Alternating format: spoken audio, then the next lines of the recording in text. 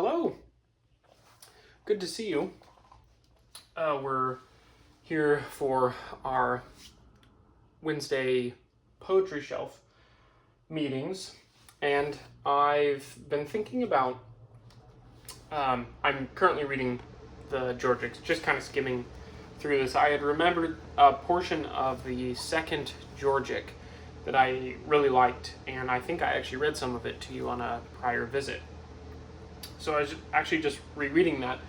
My wife and I, for Father's Day, one of the things we did on the Saturday preceding Father's Day was we just went downtown with one of our sons and just went through some shops, and we actually found some really nice artwork, one of which that we ended up purchasing for, I couldn't believe that they were selling it for this much. I think part of it was because the frame is a little warped, which is ultimately a shame, but it meant that it was very inexpensive for me to acquire it. And it's this, I'll have to show you it sometime, but it's this beautiful pasture scene where the painter, the artist, is sitting in this grove of trees, kind of, peeking through the trees, looking out on this pasture, and there's a country house or a barn off in the distance, and it's really very nice. It's very, my wife, we hung it on the wall, and she almost instantly said, wow, it's like looking out of a window.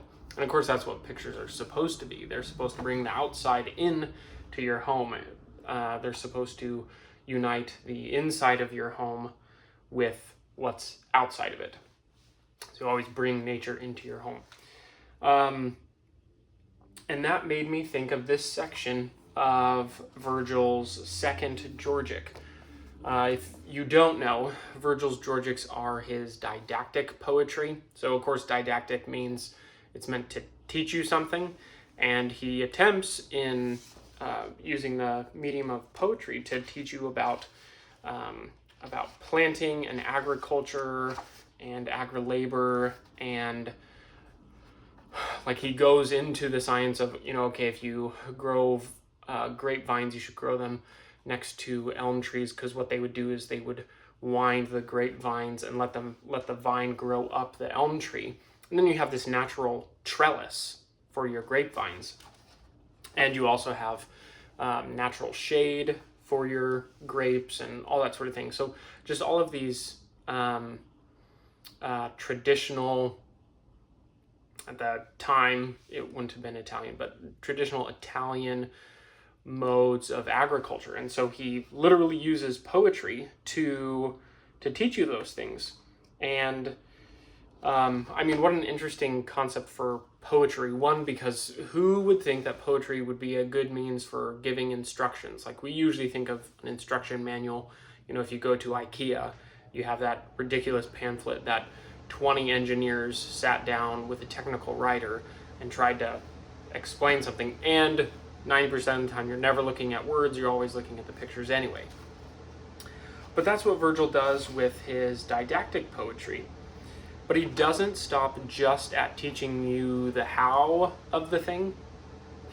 He continues on, and he gives you a picture of what life would be like if you do things this way. If you cultivate your ground and you're farming, he tells you what the human experience is like. In addition to, the what, he gives you the why as well.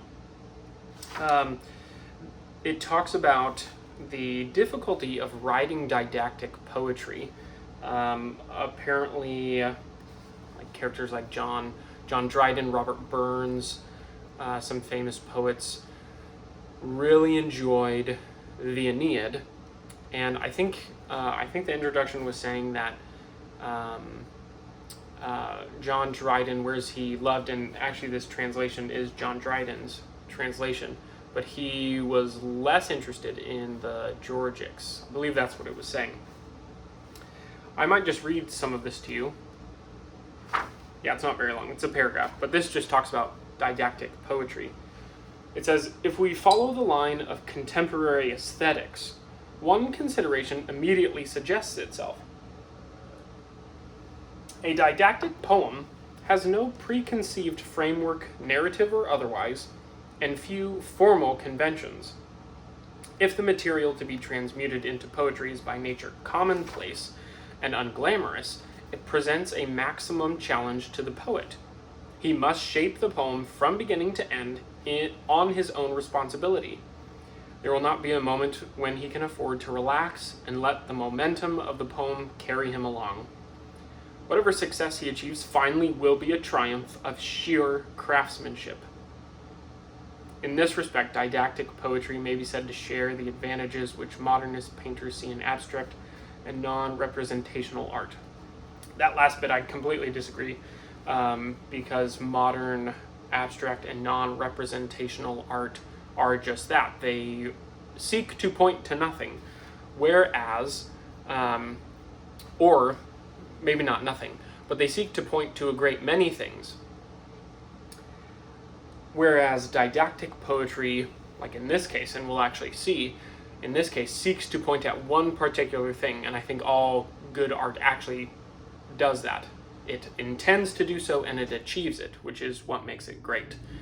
So I think that last part is incorrect, but it says here, there will not be a moment when he can afford to relax and let the momentum of the poem carry him along. Whatever success he achieves finally will be a triumph of sheer craftsmanship.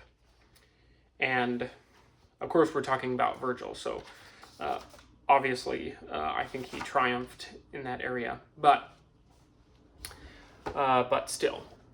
I'll read this to you, and again, I think I've read some of this to you before, but this is towards the end of the second Georgic, and after Virgil has gone through and talked about, he talks about agriculture, he talks about planting seasons, he talks about different like agricultural and home remedies for things. So again, it's very down to earth, no pun intended. But this is towards the end where we get the human experience. Okay, what does this actually look like for a person? And this is where I think we get a glimpse of that sheer craftsmanship.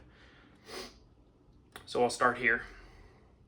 The peasant, innocent of all these ills, with crooked plows the fertile fallows till, and the round year with daily labor fills, and hence the country markets are supplied, enough remains for household charge beside, his wife and tender children to sustain, and gratefully to feed his dumb deserving train, nor cease his labors till the yellow field a full return of bearded harvest yield, a crop so plenteous as the land to load, or come the crowded barns, and lodge on bricks abroad. Thus every several season is employed, some spent in toil, and some in ease enjoyed. The yearning ewes prevent the springing year, the laden boughs their fruits in autumn bear. 'Tis then the vine her liquid harvest yields, baked in the sunshine of ascending fields. The winter comes, and then the falling mast for greedy swine provides a full repast. Then olives, ground in mills, their fatness boast, and winter fruits are mellowed by the frost.